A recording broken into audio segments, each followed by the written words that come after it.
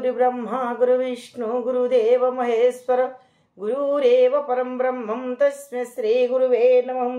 अखण्डमण्डलाकारं व्याप्तयेनं चराचरं तत्पदं दर्शितं येनं तस्मै श्री गुरुवे नमः। तस्मै श्री गुरुवे नमः। तस्मै श्री गुरुवे नमः। ओम नमो भगवते वासुदेवाय नमः। ओम श्री गणेशाय नमः। श्रीमद्भागवत महापुराणं चतुर्थ स्कंद पंचविंश अध्याय तृतीय भाग। गोविंद गोविंद गोविंद पदुगलुछि मकरंद से मकरंद पान करी हेले तोरिले ब्रजनारी से ब्रजनारी पयोरे मन मथाउ निरंतरे मो मन निरंतरे थाउ हा कृष्ण बोली जीव जाऊ हा कृष्ण बोली जाऊ जीव मते उद्धार राधाधव गोविंद गोविंद गोविंद पदुगलुछि मकरंद सुसेवा करिबे निरते जेते कबांछा तुम्भचिते ए सर्वे नित्य नियोजिबे तुमको क्षणे न छाड़िबे भजिबे जे झा निज स्थाने निर्भय चित्ते तो समने एमंत प्रबोध वचन कहिण तो शिला राजन ता वाक्य राजा विमोहित कंदुज प्रति माजे मंत तावसे स्तवे चाटुवाणी भोका मानल उद्धारिणी प्रमदाकुल मध्य सार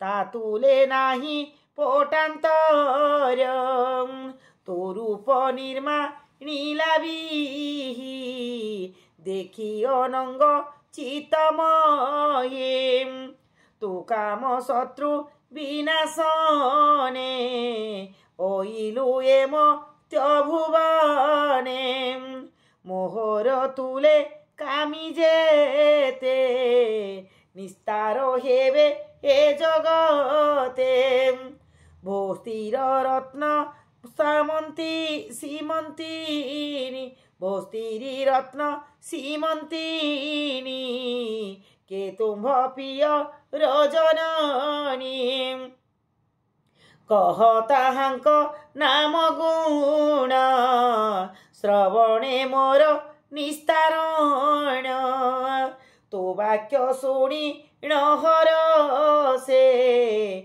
नारी कहे मंदहासे सुण हे देव पुरंजन कहिबा पूर्व रविधान आंभर केबा तात मातो न जाने कन्न न जानी जन्म रचरित तुम्हे आंभर देहधारी सचराचर आदि करी ए पंचभूत देहे जेते के जानी पारे तात दंते जे सोने तुम्भे नृपरायण न जान जन्मा दिकारण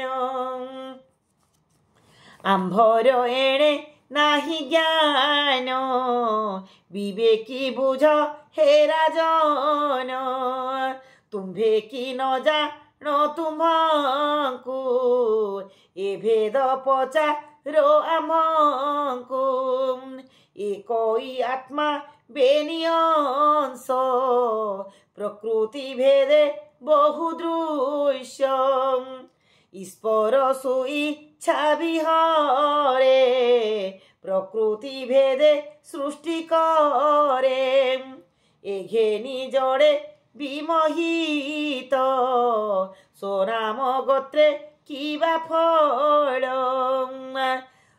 মো ভাগ্যে তুম্ভ রোজে মো ভাগ্য তুম্ভে যে মিলিল আজ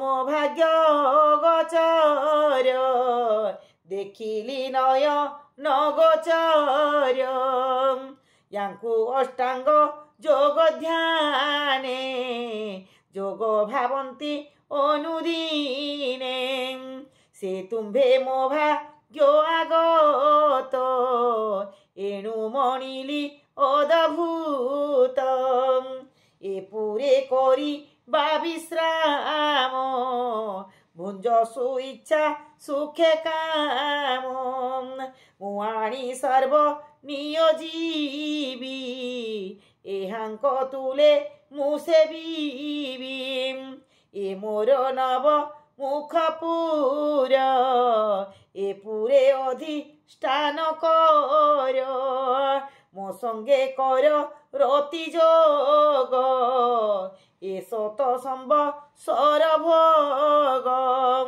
এ তুম্ভ বিনু যে বাজন কে রতি করে তা সঙ্গে সে অপণ্ডিত হীন দেহি তার অতি সুখে জ্ঞান নাহি নাহি তাপর লোক চিন্তা ন জানে কর্তা ও করতা কেবল পশু তুল্য সেহি তা সঙ্গে কেবা বিলস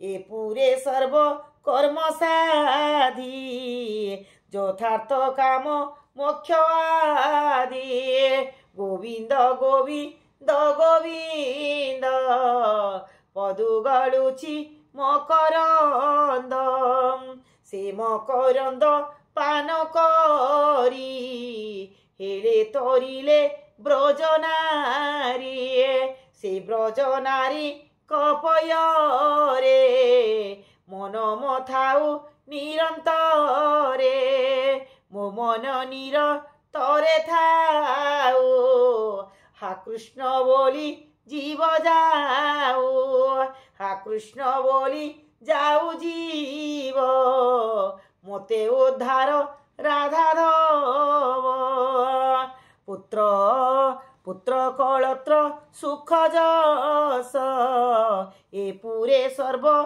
যে প্রকাশ এ পুরে সর্ব প্রকাশ যে লোক নির্মলে বিশোক তাকু ভাবন্তি জ্ঞানালোক যে লোক নির্মল বিশোক তাকু ভাবন্তি জ্ঞানী লোক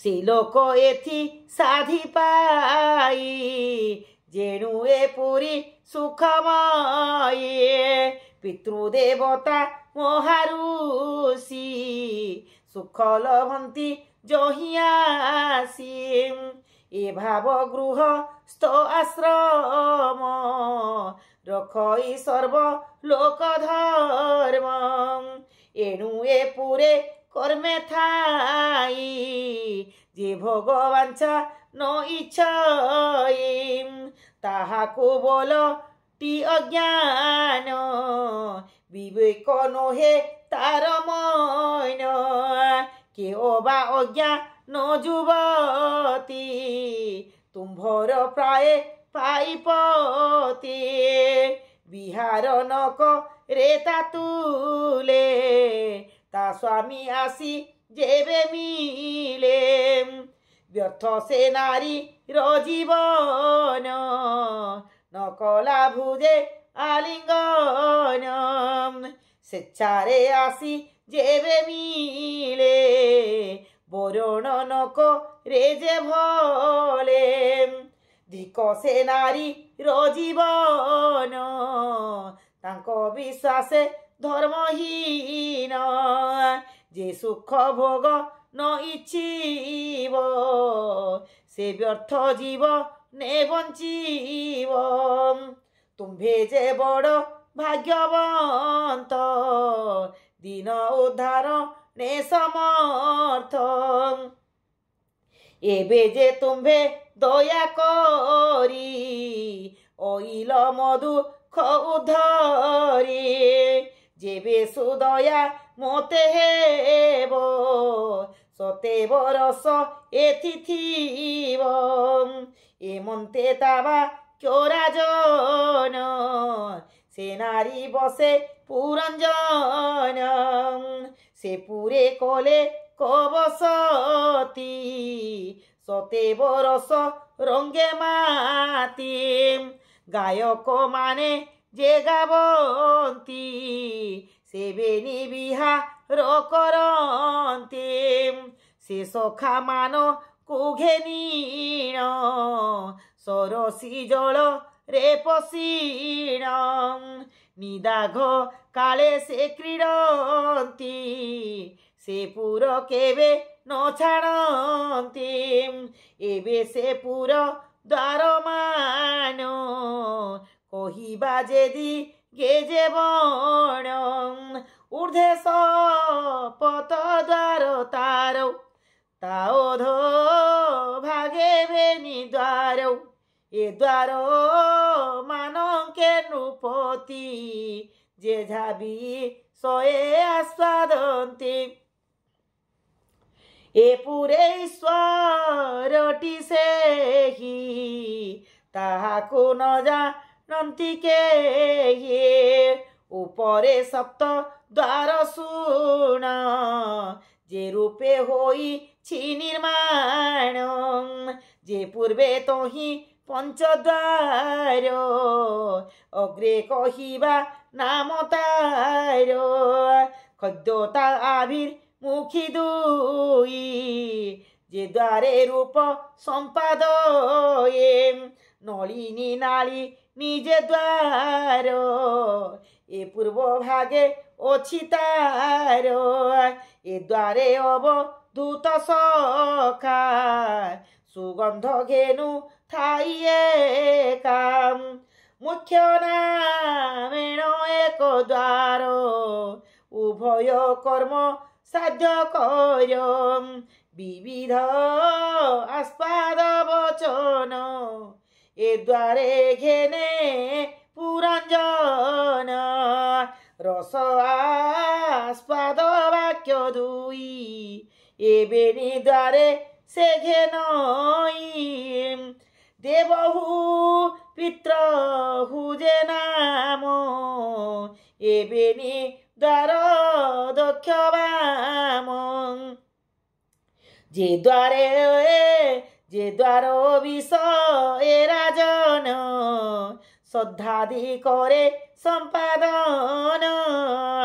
দক্ষিণ উত্তর পঞ্চাল রাজ্যপালই মহিপাল। পশ্চিমে আসুরিতা নাম সেবেনি দ্বারে যেবা কর্ম। গ্রামক নামে সে বিষয় যাহাকু বলিটি ব্যবায়। সে দ্বারে প্রজা উতপতি হুর্মদ সহিতে নৃপতি। নির্গতি নামটি যাহার নিরতি নামটি যাহার মল উৎসর্গে সে দ্বার। বৈশস বিষয়কু যাই লুব্ক মন্ত্রী সঙ্গে থাই। আরে এ পুরে যেতে কছন্তি কে কেহি অন্ধ সে নুহন্তি। নির্বাক পেশ স্কৃত দুই এথাই অন্ধ রূপে তহি। একই অন্ধ সে রাজন করই আদান প্রদান। যে আর অন্ধ তাপয়র तही गमयी रूपवर से राजा अंतपुरे बसे बिसुची घेनी थाई पासे बिसुची नामे जे हुए को ताहार सर्वदिगे मुख नित्य जे राजा संगे थाइए जेणे पे सोई तेणे जाई से क्षणे न छाड़ई ताकू अनाई थाए ताज्ञाकू ए रूपे राजा पुरंजन से पुरे थाई अनुक्षण के बाबा मोह पाऊ थाई के बेहर स्वभाव होई क्षण के होई हत ज्ञान क्षण के लोभ चेतन से काम सुखे देई चिता एणु होइला ज्ञान हत ता पत्नी जेणे प्रवर्ताई से मार्गे राजन गमई से मद्यपान जेबे करे राजा पीबई स्नेह भरे जेबे से करई भोजन ता प्राते भुंजई राजन से जेबे आनंद भोजई ता लागी राजा मद होई से जेबे करई रोदन ता पछे बिलपे राजन से गीत गावन्ते सुंदरी राजन गाए अनुसरी आनंदे हसे जेबे राणी ता भावे हसे रूपमणि वचन कह तेरमणि से भावे कहे रूपमणि जे जेते व्याघ्र गते जाई से भावे राज न गमई ता पत्नी कर ते आसन तेबे से कर ईशयन एमंते सेना री राजा को सब से रखी लाताहाकू ता बिना आज्ञा रे राजन न करे अन्य कर्ममान ता बसे होई लायत राजार जन्म हेला व्यर्थ से क्रीड़ा मृग जीव प्राय स्त्री बसरे रहे राये तुम्भे जे सोने भोराजन स्त्री बसे होरा इलज्ञान से भावे पूरा जन राये स्त्री बसे ज्ञान कलाक्षये ता दिन गला पत्नी बसे असत्य मिथ्या अभिलाषे जे प्राणी स्त्री बस हंती से पूर्व पुण्य विनाशंती इहलोकरे अपजस देहांते नर के प्रवेश स्त्रीक संगे तोसराये धर्मादि ज्ञान मार्ग क्षये स्त्रीक संग फल एहि किंचित श्रेय नाही जहि एहा तो शुद्ध चिते धर ए संगे दूरे परिहर तु शास्त्र मार्गे हे राजन विचार कर अनुमान एमंते नाना धर्म बाटे से मुनि बुझा ए उच्चाटे प्रभा प्राचीन वर हिनारद ए पुरंजन रसंवाद एहा जे श्रव णे शुणन्ति अथवा बोध ने गुणन्ति खण्डयी माया द्वन्द्वबन्ध ज्ञान वर्धित आत्मा शुद्ध भणई दास जगन्नाथ भाषा प्रबंधे भागवत इति श्रीमद्भागवते महापुराणे पारमहंस्या संहितायां चतुर्थ स्कंदे प्राचीन वही नारद संवादे पुरंजनोपाख्यान नाम 25 अध्याय समाप्त।